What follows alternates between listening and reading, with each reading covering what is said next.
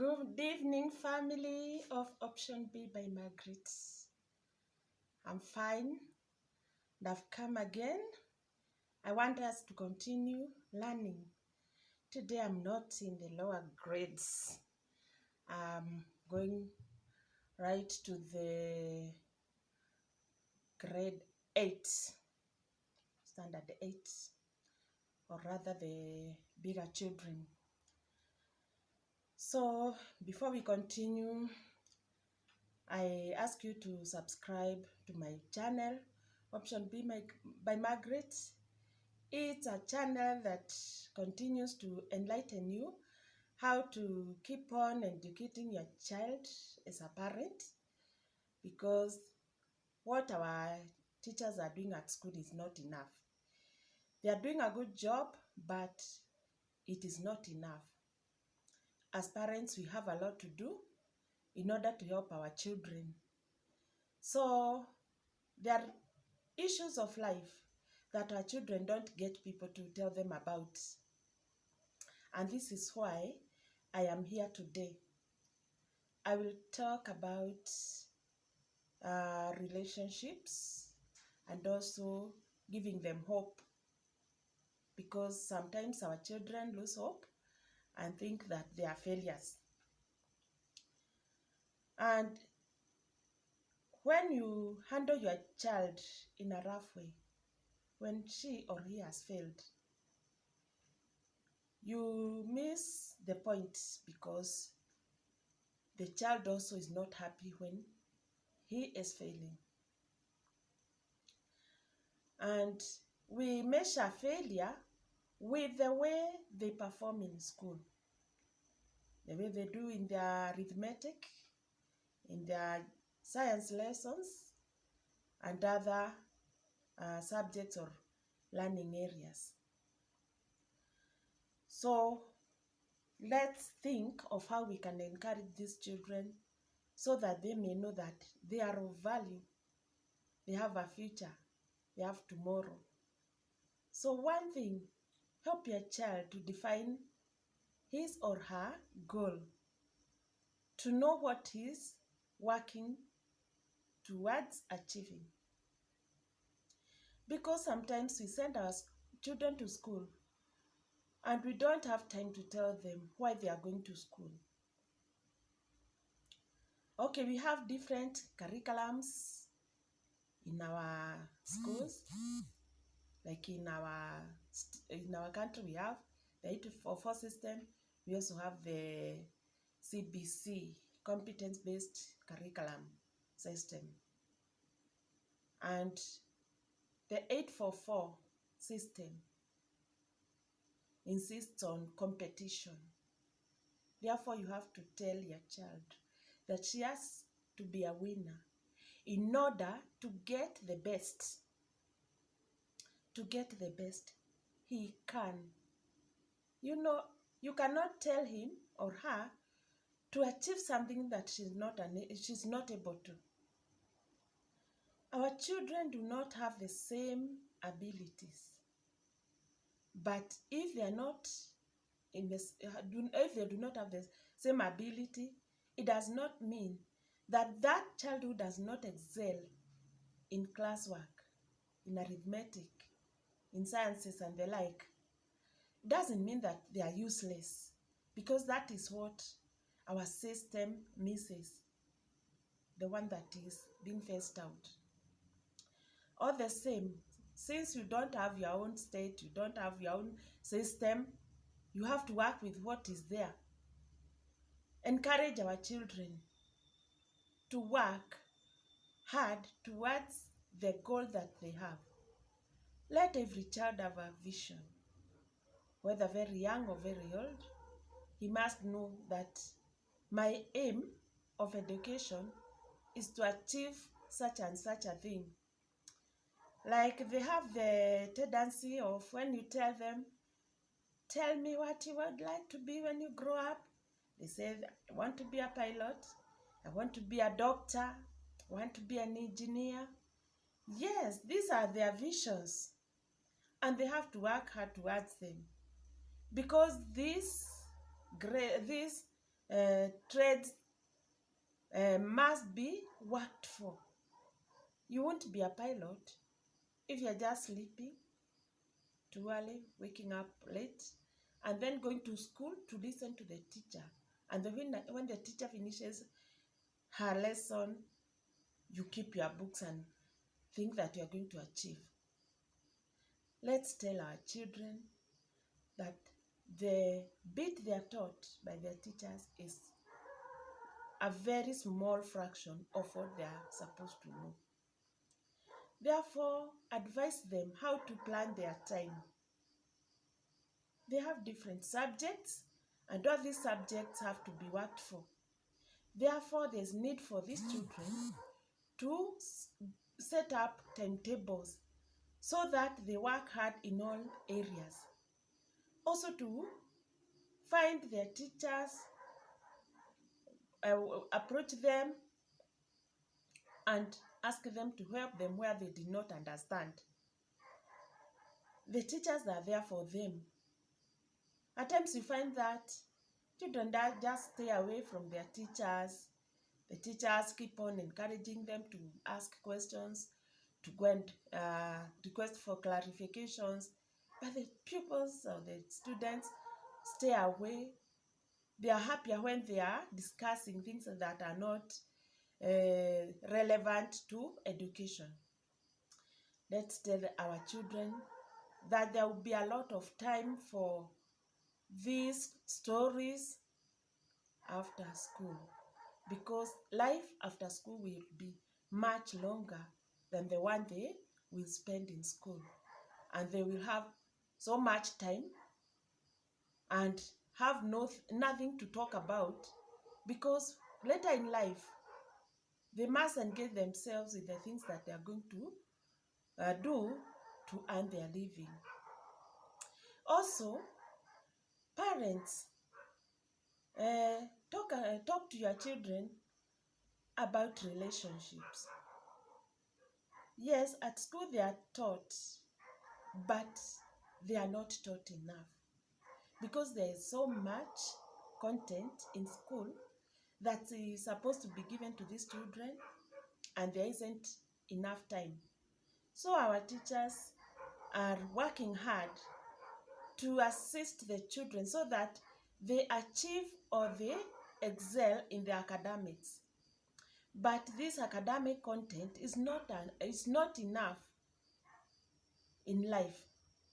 Well, it's good that they pass, they get good grades, because we want them to go to good high schools, and of course to achieve what goals they set for themselves. But then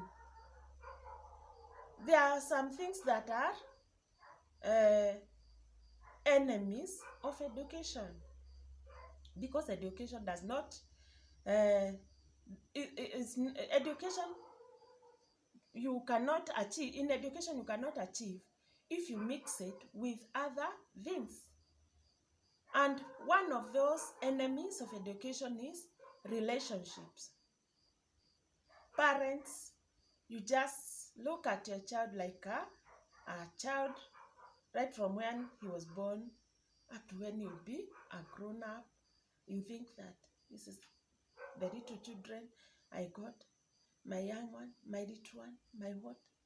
You fail to know that as they approach 10 years, going ahead, they are now developing and they are becoming different people. They are not the young children whom you used to order about. They'll start now thinking about the one sitting next to him, the boy. They are normal human beings. They now start noticing, oh, that boy is smart. Hey, he's handsome. I like him. And that is not a problem. The problem is that as parents, we don't talk to our children about these feelings, these relationships. They ought to know that relationships must be healthy relationships. You interact with children of your opposite sex, but you must know the boundaries. Because if you go beyond the boundaries, you are likely now to involve yourself with things that will not allow you to achieve in your education. And it is in this age I've always talked about, and I'll continue talking about them, because it is in this age that children lose their vision, because now they start wondering, is this the right thing? Is this right? Is this wrong? And there's no one to guide them. Guide them to know that when they have a confusion over something, they must seek for help from the right people. If they start seeking help from their age mates, and the age mates are also confused as they are now going to mislead one another, because they are now going to be like two sheep. Have you ever taken care of sheep? Sheep are very stupid if you don't know. There's a time we used to graze sheep and then take them to a far distance so that they can drink water. And if it rained, on the way when you are going back from that source of water, instead of running to go and look for shelter so that they are not rained on, they would squeeze to one another, and then you are trying to push them to make, you could not leave them, because you didn't know when the rain would stop.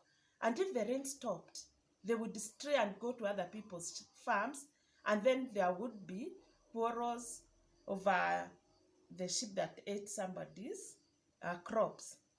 What I want to say is that our children are like that if they do not have good shepherds.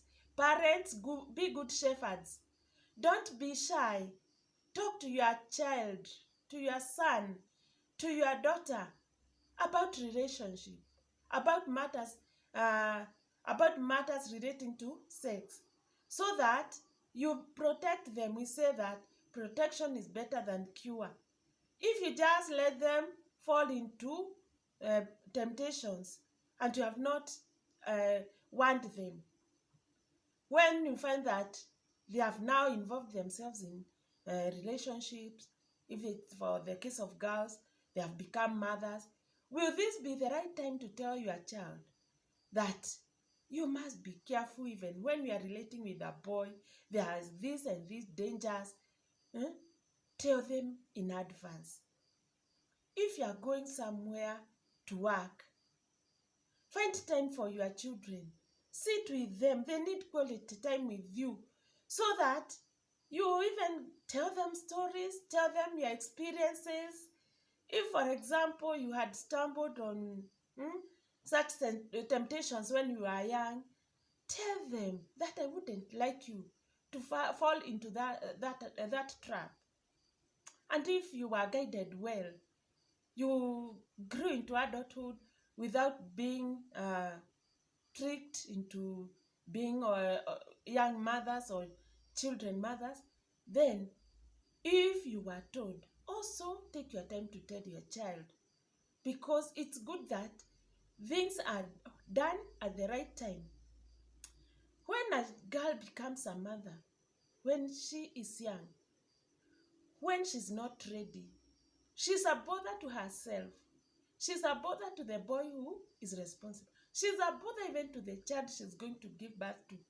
She's a bother to the parents, because now the parents will take care of the girl and the child she's going to give birth to. So, parents, don't leave everything to teachers. Teachers are willing to guide your children, but the much they give them is not enough. You need to give them backup. Also, I pray that parents parents agree to take their children to church. The Bible says that if you show the child the way when he's young or when she's young, even if she'll go astray, she'll still come back to the way that you taught her or him, because he has or she has a good foundation. The foundation you lay to your child is going to guide her or him during your life or when you'll be dead. Even when you'll be late, he'll be referring to what your mother, what my mother told me this, my father told me this. So know that the advice you give to your child is a foundation of their life. And if you fail to give them these foundations, you will suffer. Because when your child gets a problem, you too has a problem. Because now you have double responsibilities. One for your child and one for your grandchild. Some parents are rushing to take their girls to the clinics to be given contraceptives. I'm not for this, because the child must be taught to be responsible.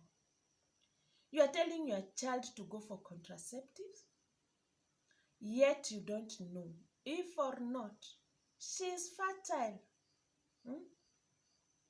Let her learn to take care of herself. Tell her of the dangers. Tell her of the consequences of not being responsible. And I tell you, out of experience, I'm not saying this out of nowhere. When you tell children, or when you want them, you tell them, if you do this, the outcome is that. If you stay like this, the outcome is that. You forewarn them. I tell you, they are very happy. When I go to talk to children, at the end of the session, they will tell me, "Thank you very much, Teacher Margaret. I feel so good."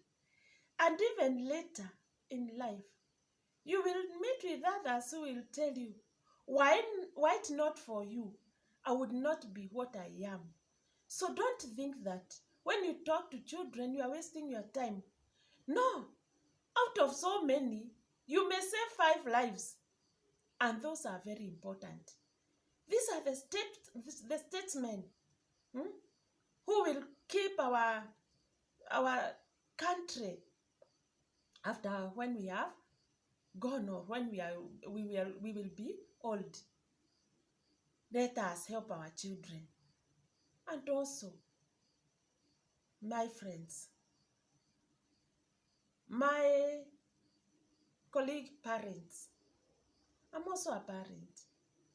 And I'm not perfect. I also fail. My children are grown-ups.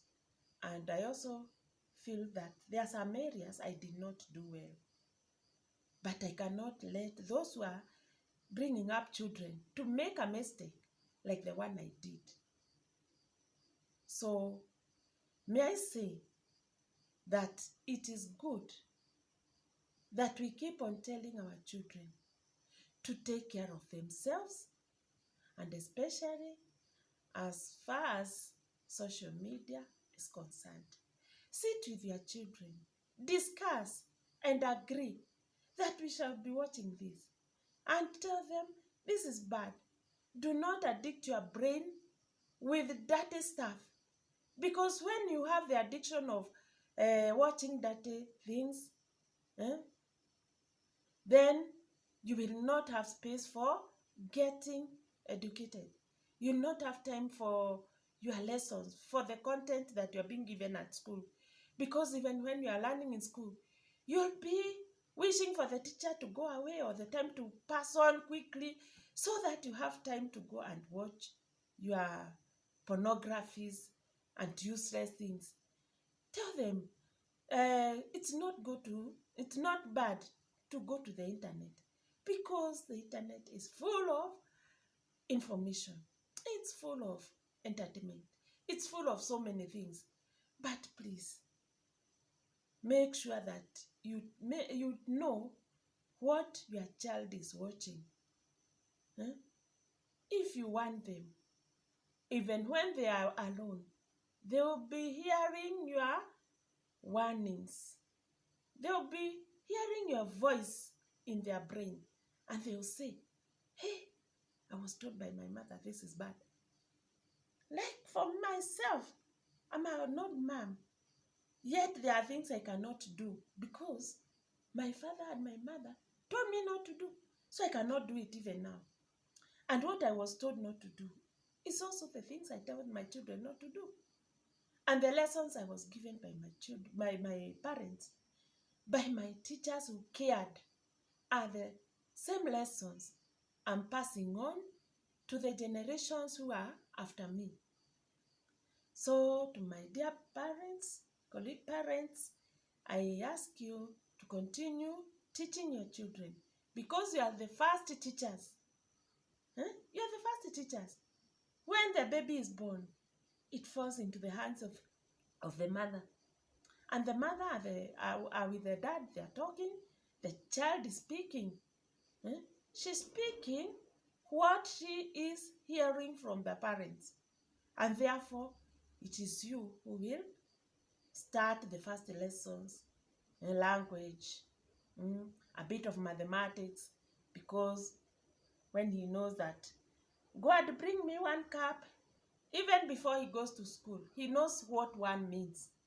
Give me 2 plates. Before he goes to school, he knows 2, what 2 is, because you have been teaching him mathematics and you don't know.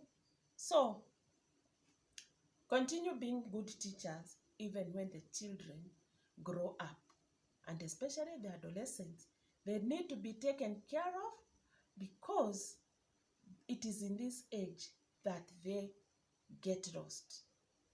So that is all I had for today, and I hope that it's of use to our parents who are continuing bringing up children, and they are going to bring up responsible citizens and who are God-fearing. God-fearing, yes. I believe in the supreme God, our maker, our protector, the King of peace. Because sometimes when you are down, it is God who raises you up. Let us continue teaching our children that there is that one who is bigger even than their parents, and they will grow in your faith, and therefore they shall be good citizens. And also pray for them. Bye. Remember to subscribe to my channel, Option B by Margaret, and practice these lessons because they are very important. The other time I taught you how to send little children to the duka. I hope you are doing that. Yes, because they'll know how to change money and to enjoy mathematics at school. Bye.